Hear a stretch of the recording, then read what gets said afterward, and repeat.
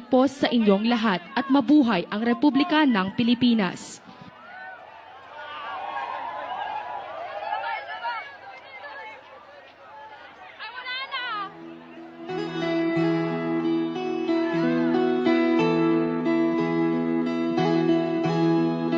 Ikaw ang Pangulo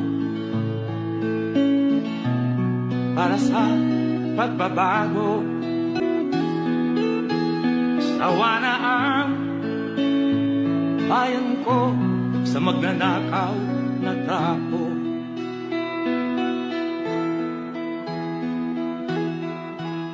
Madilim na kahapon.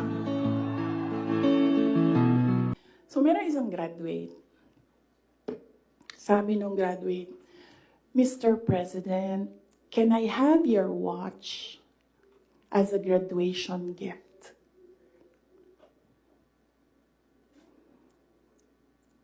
And narinig ko, tabi ako, di ba?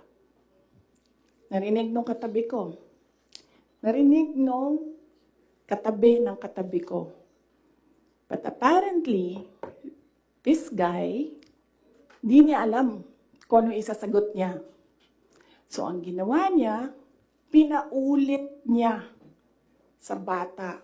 What did you say? So, this time, syempre bata, hindi niya alam ba saan yung inulit ng bata, louder this time. Mr. President, can I have your watch as a graduation gift? Nasagot niya. Why? Why will I give you my watch? Cadet First Class, Jember Soriano, Lingayen, Pangasinan.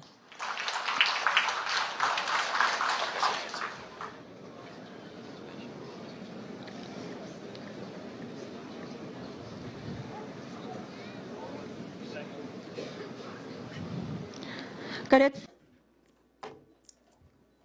Gusto ko tanggalin yung ulo niya ba?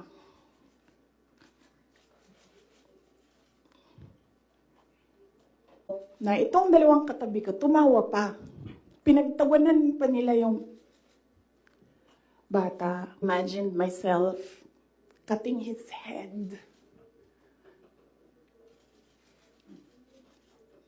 Gusto ko, ganun din ang gusto ko gawin doon sa mga katabi ko. Gusto ko sabihin sa kanya, bago ko tanggalin ang ulo mo, yang batang yan yung magpapakamatay para sa bayan natin. Nag-aral yan ng 4 na taon, naghirap yan ng 4 na taon, walang tulog araw-araw para mag-training kasi mamamatay yan para sa bayan natin. Yan yung batang yan, ang mapuputulan ng daliri diyan sa fiasco ninyo sa West Philippine Sea. And then I'll cut his head.